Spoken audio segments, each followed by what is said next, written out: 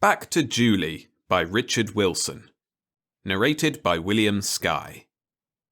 The side shuffle is no dance step. It's the choice between making time and doing time. You can't go shooting off to that dimension for peanuts.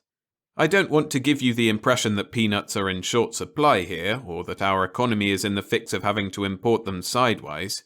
What I'm trying to convey is that if you're one of the rare ones functionally equipped to do the side shuffle, you ought to be well paid for it, in any coin. That's what I told Krasnow. And he wasn't after peanuts. "I'll do it," I said, "if you'll make it worth my while." "I'd hardly expect you to do it for nothing," he replied reproachfully.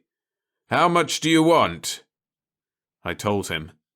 The amount shook him up, but only briefly. "Okay," he said grudgingly. "I suppose I'll have to give it to you. But the stuff had better be good."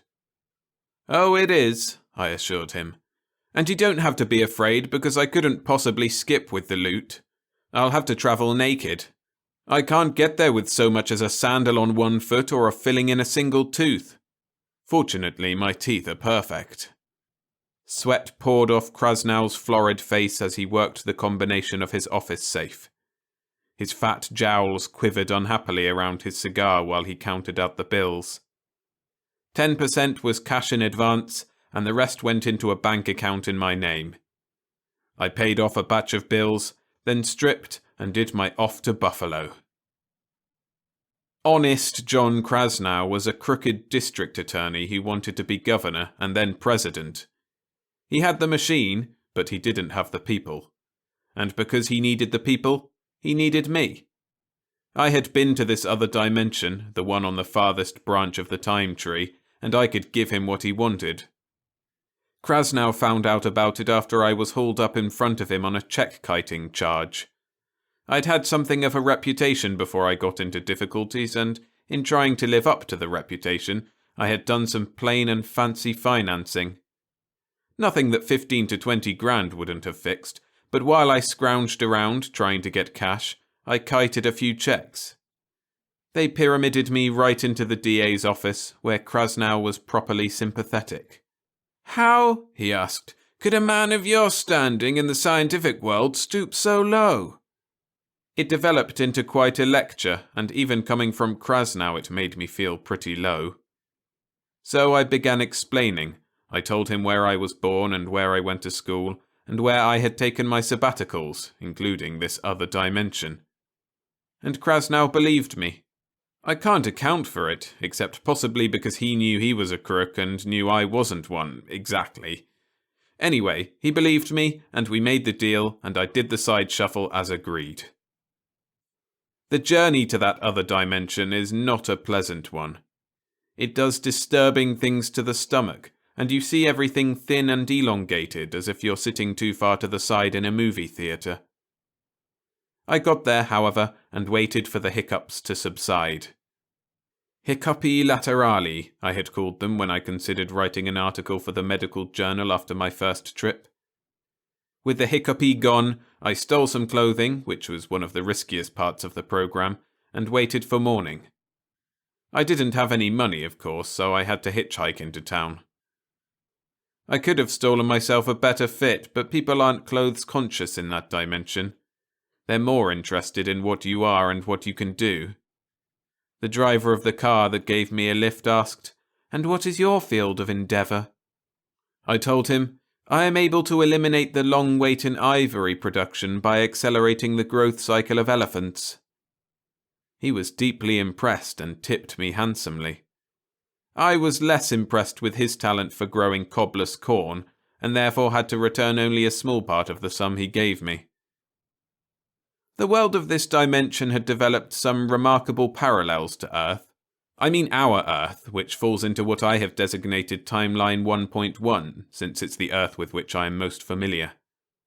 Every other world that has a language calls itself Earth too. I had to visit briefly hundreds of the lateral worlds, hovering over primordial swamps, limitless oceans, insect kingdoms, and radioactive planetoids, before I found one that was truly parallel. It existed in timeline 17.08, and it had refrigerators, platinum blondes, automobiles, airplanes, apple pie, tabloids, television, scotch and soda, just about everything we think makes life worthwhile. But it had its little differences, which was only to be expected in a timeline where the Bionomics could create a new world each time someone changed his mind. Thus, the cobbler's corn man was driving what looked to me like a Chevrolet, but which was a Morton in his world. He let me off near a downtown restaurant where, thanks to our little exchange of talent talk, I had enough money for breakfast. It was considered unethical to swap talent talk outside the limits of certain rigidly defined groups, so I didn't try to out-impress the waitress. Fed and feeling my stolen clothes a bit better, I walked to the recorder's office and spent the rest of the morning looking up old documents. There was nothing there for Krasnow as I had expected, but for me there was a very pretty file clerk. Talking to her, I verified my impression that human instincts and relationships were much the same in this dimension as in my own, except in the one basic respect that interested Krasnow, of course. The file clerk and I lunched together, and then I spent the afternoon in the library. But I didn't find anything there either, and then I had dinner with her. She said her name was Julie. I told her mine was Heck for Hector, which it is. She thought this was awfully cute, and we got along fine. Julie had a delightful apartment and a matching sense of hospitality. The following day, when she went to work, I stayed home and washed the dishes and made the bed and used the telephone. I ran up quite a bill with my long-distance calls, but I found out what I needed to know. I impressed a lot of people with my elephant story and pretended to be impressed hardly at all with what they told me they did, although often I was, very much. The trouble with these people is that they no longer know how to lie, if that can be listed as trouble. I don't think it can. Neither did Krasnow, obviously. He'd never have sent me off on my expensive side trip if he had. Of course, Krasnow looked at it objectively. What he wanted from timeline 17.08 was not for himself. It was for everybody else. He wanted the formula for the truth gas these people had developed long ago and loosed upon their world to put a stop to wars. They had been in a bad way, although no worse than the sort of problem we were up against. Their transocean squabbles and power politics seemed to have settled into a pattern of a war or two per generation, just like us. Hence, the man who invented the truth gas became a global hero after a certain amount of cynicism and skepticism. All the doubts vanished naturally once the gas got to working. And so did war. You can't do much plotting and scheming if every time you open your mouth to tell a lie you stammer, sweat, turn red and gasp for breath. It's a dead giveaway. Nobody tries it more than once.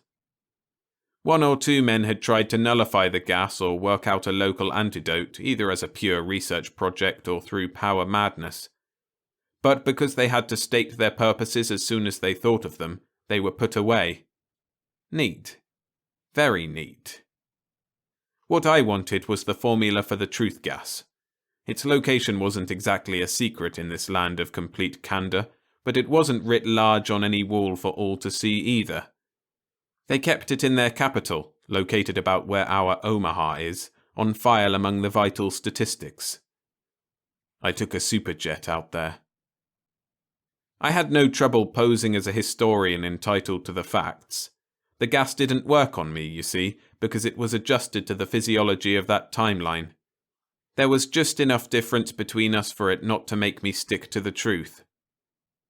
"We'll write out the formula for you," I was told obligingly, "but you'll have to sign the usual statement." "Of course," I said. "Which one is that?" "The one that says you won't publish it and will destroy your copy when it has served your research purpose, without letting anyone else see it."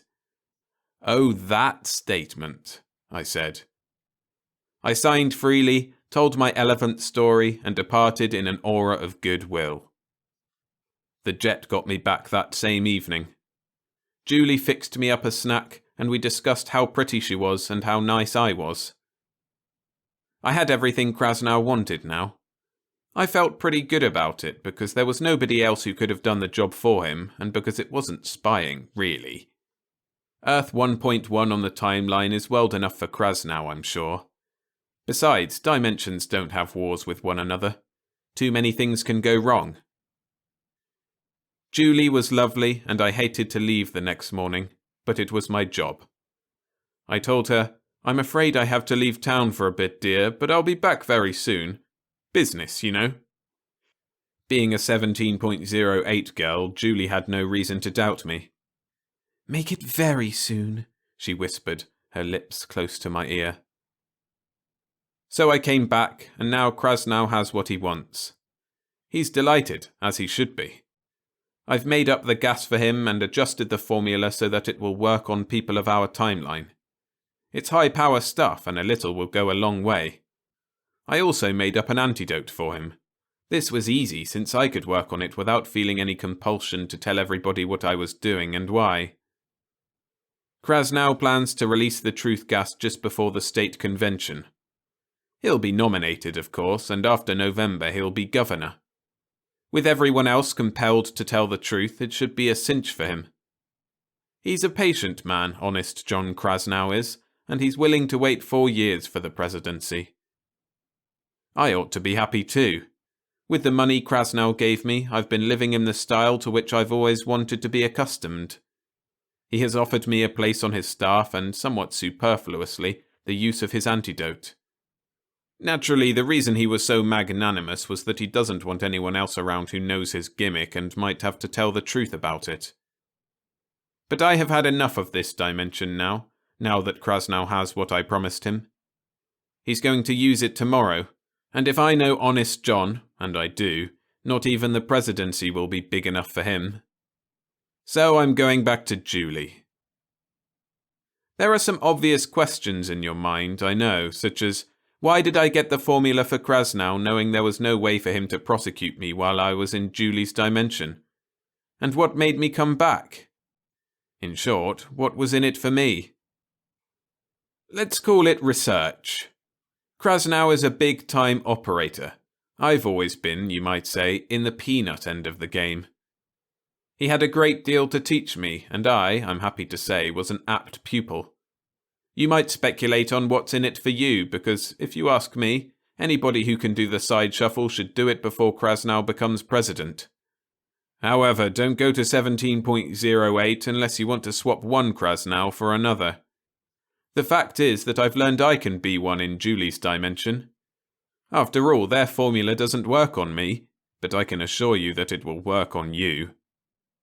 And that elephant story I told on my last visit is, as I've indicated, in the peanut category. All Krasnow has is a country. I'll have a whole world. There's nothing like study under a master, is there?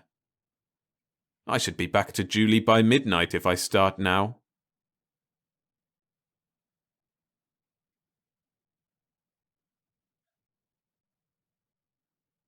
Thanks for listening. If you enjoyed the story, hit the like button and subscribe for more sci-fi short stories every Monday and Friday. And for another tale like this one, I recommend Old Friends Are the Best by Jack Sharkey. A link to the video where I narrate that is on screen now.